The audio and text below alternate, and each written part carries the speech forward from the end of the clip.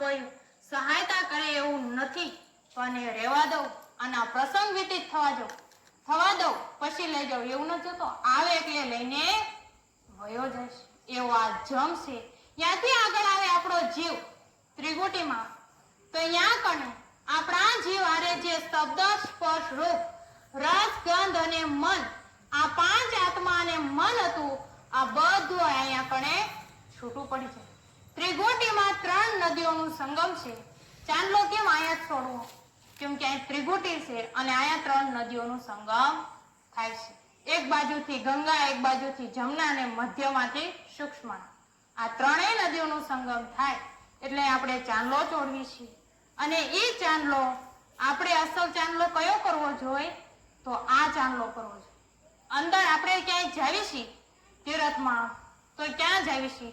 તીરથમાં જઈને આ દેહને ધોવીશ. જીવ અંદર છે અને દેહ માથેથી પાણી વહી જશે, એટલે આપણા કર્મ ધોવાતા નથી. કર્મ ક્યારે ધોવાય?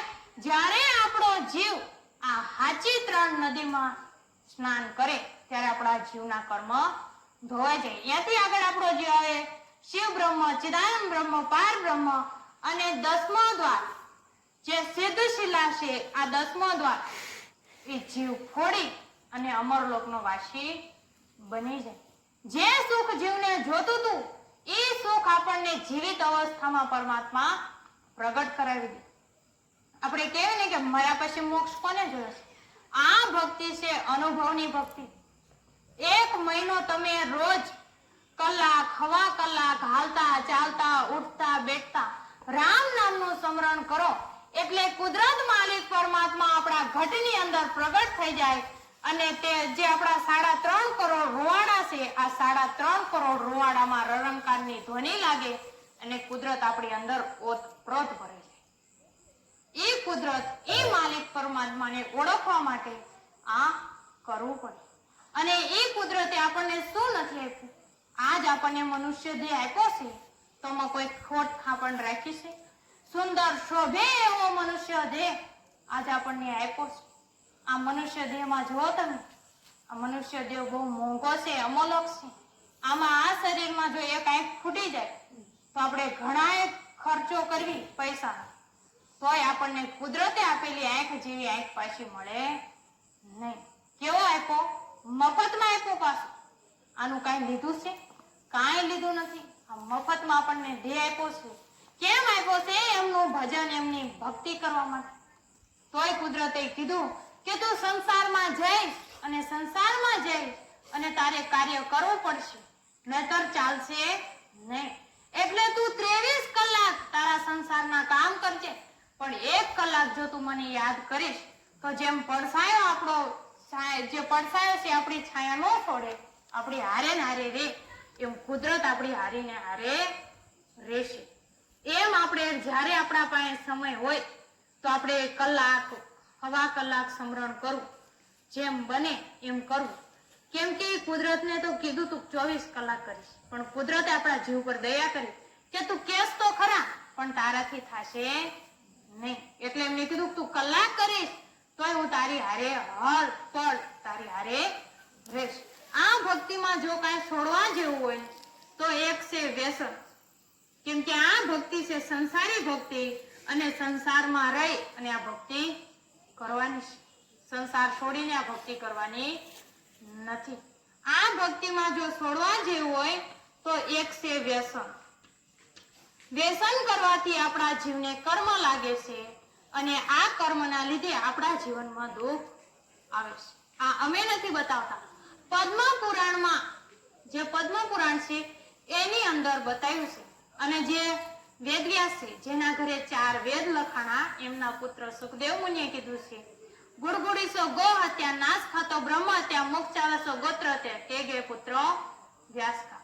હોકો સલમ બીડી પીવાથી ગો હત્યાનું પાપ લાગે. જે કોઈ એકવાર વ્યસન કરે, જેમાં ધુમાડો નીકળે, એ વ્યસન એકવાર કરે તેને એક ગાયને મારે એટલું પાપ લાગે. અને હિન્દુ સમાજનો નિયમ છે કે ગાને એ માતા માને છે. કોઈ નશો કરે તો એક બ્રાહ્મણને મારે એટલું પાપ લાગે. કોઈ દારૂ પીવે, કોઈ ભાંગ પીવે, તો એ બ્રાહ્મણને મારે એટલું પાપ લાગે.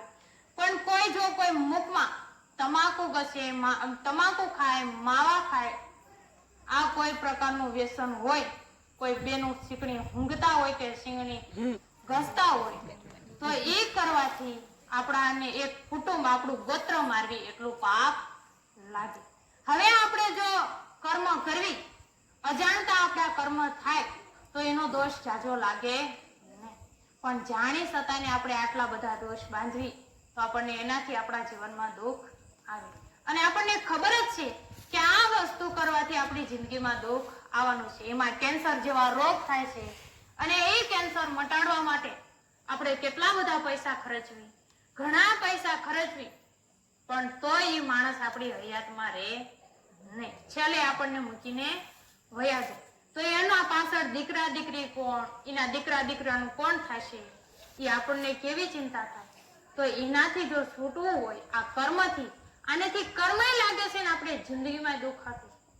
જેમ કુદરતે આ મનુષ્ય દેહ આપ્યો છે તો આને આપણને બગાડવા આપ્યો છે, એને ભજન અને ભક્તિ કરવા આપ્યો છે, આવું બગાડવા આપ્યો નથી. આપણે કોઈ આપણું જ મકાન છે કોઈને ભાડે આપી અને એ આવી અને ટાઇલ્સ લાદી ફોડી નાખે અને ઘરમાં ગંદકી કરે, કચરો કરે, તો આપણે શું કહેવી કે હવેથી તમે બારા નીકળી જાઓ, અમારે તમને મકાન ભાડે દેવું નથી. કેમ નથી દેવું? એ તમને ભાડું આપે છે કે નહીં, પણ આપણે આપણું ઘર સારું જોઈશે, આપણું ઘર સુરક્ષિત હોય એ આપણે જોઈ છે. આપણે ભાડાનો કોઈ સવાલ નથી. એમ કુદરતને આપણો આ મનુષ્ય દેહ આપણને આપ્યો છે ભાડેથી રહેવા, આ જીવને ભાડેથી રહેવા આપ્યો છે અને આપણે આને વ્યસન કરીને ખરાબ કરશું તો એ કુદરત રાજી રહેશે, કોપશે આપણી ઉપર? એ કુદરત કોપશે અને આપણા ઉપર દુઃખ આવશે. તો આપણે સમયના આધીન રહી અને સત્સંગને વિશ્રામ આપી તો આપણે 5 મિનિટ સમરણ કરવી. એ સમરણ કેવી રીતના કરવું એ આપણે એકવાર જોઈ લેવી અને 5 મિનિટ એ સમરણ કરવી. કેમ કે કુદરતને કીધું હતું કે હું 24 કલાક તારું સમરણ કરીશ, પણ આજ આપણે સમયના આધીન રહીને 5 મિનિટ કરશું. તો એ આપણે એકવાર જોઈ લેવી અને પછી સમરણ કરવી. आदि सद्गुरु सर्वात्माओं के, सद्गुरु सर्व सृष्टि के, सद्गुरु सद्गुरु सुखराम जी महाराज ने धन्य हो, धन्य हो, धन्य. राम सभा में राम राम महाराज, राम राम. તો આપણે એકવાર જોઈ લેવી. આમ હાથ કરવું એટલે અંદરના શ્વાસમાં અને આમ હાથ કરવું એટલે બહારના શ્વાસમાં. કેમ કે આ શ્વાસ તો ચાલુ છે, આમાં ફક્ત આપણે રામ શબ્દ ઉમેરવાનો છે. તો એ આપણે જોઈ લેવી, પછી આપણે 5 મિનિટ કરવી.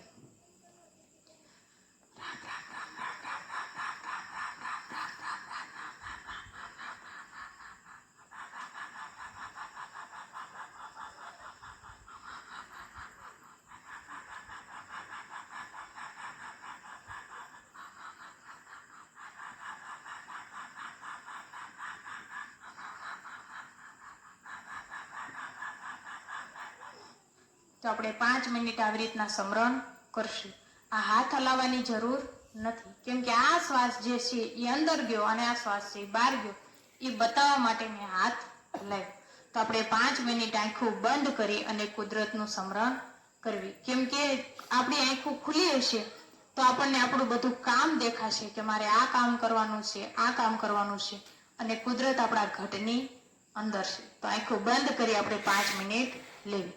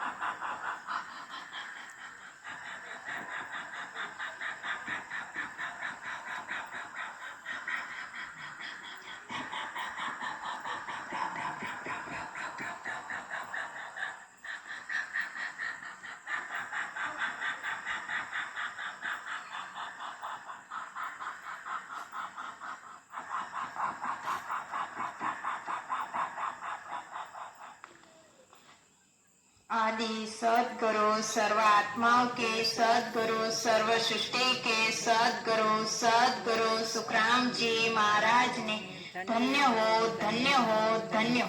सत स्वरूपे संत राधा किशन जी साहेब ने धन्य हो धन्य हो धन्य। सत स्वरूप राम जी महाराज ने धन्य हो धन्य हो धन्य। अनंत कोटि सत स्वरूपे संतान ने धन्य हो धन्य हो धन्य। राम स्वामी राम राम महाराज राम राम। तो અમે આ સત્સંગ ગામડે ગામડે કરવા જાવી છીએ। આમાં અમે કોઈ દાન દક્ષિણા લેતા નથી। આ વિનામૂલ્યનું જ્ઞાન છે। જો તમારે કોઈને સત્સંગ રખાઈ હોય તો અમે એક પત્રિકા આપી છીએ। આ પત્રિકાની એક ખાસ સૂચના છે કે જે કોઈ બહેનો લે તો આ પત્રિકા લીધા પછી એની ખાસ એક નોંધ રાખવી કે આ પત્રિકાને ક્યાંય નીચી જગ્યાએ રાખવી નહીં। કેમ ન રાખવી? કેમ કે આમાં કુદરતનું જ્ઞાન છે। અમે દઈને તો છૂટા થઈ જશું પણ દોષિત તમે બનશો, એટલા માટે આની જાળવણી રાખવી। આ પત્રિકાને અમે કોઈ પૂજા અગરબત્તી દીવા કે ધૂપ કરવા માટે આપતા નથી। આમાં આપણા જીવના કંઈક પ્રશ્ન છે અને જે તમને બતાવ્યું એ વિસ્તારથી છે। તો આ તમે વંચાવો અને આમાં અમારું એડ્રેસ છે। આ એડ્રેસમાં તમે ફોન, આમાં અમારો મોબાઈલ નંબર છે, અમારું એડ્રેસ છે, એમાં તમે ફોન કરશો એટલે અમે તમારા ત્યાં સત્સંગમાં આવી જઈશું। અને આ સત્સંગમાં કાંઈ લેવાનું નથી અને આ પત્રિકાનું પણ અમે કાંઈ લેતા નથી। આમાં આખા મફતમાં છે પણ આની જે ખાસ સૂચના આપી એની જાળવણી એક કરવી। ત્યાં આવી તમારા અહીંયા સત્સંગ હોય તો ખાલી એક તમારે કરવાનું છે કે ત્યાં તમારે પાથરણો પાથરી દો। તો તમારો આટલો કિંમતી સમય તમે અમને આપ્યો એ બદલ તમારો આભાર। રામ રામ।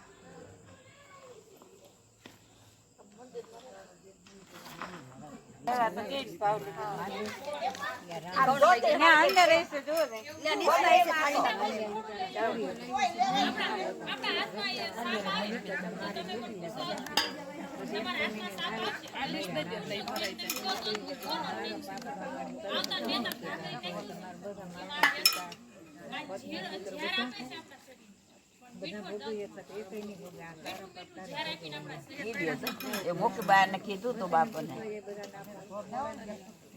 હાલો શેમાં કઈક નાખીને ભલે ભલે એક થારી નાખ ભલે આઈ જોજો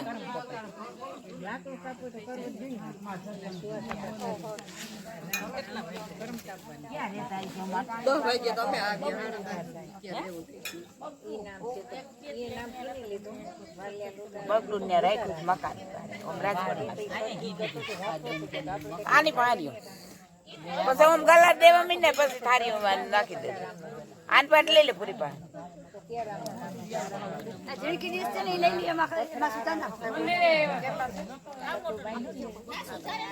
બોટલ લઈને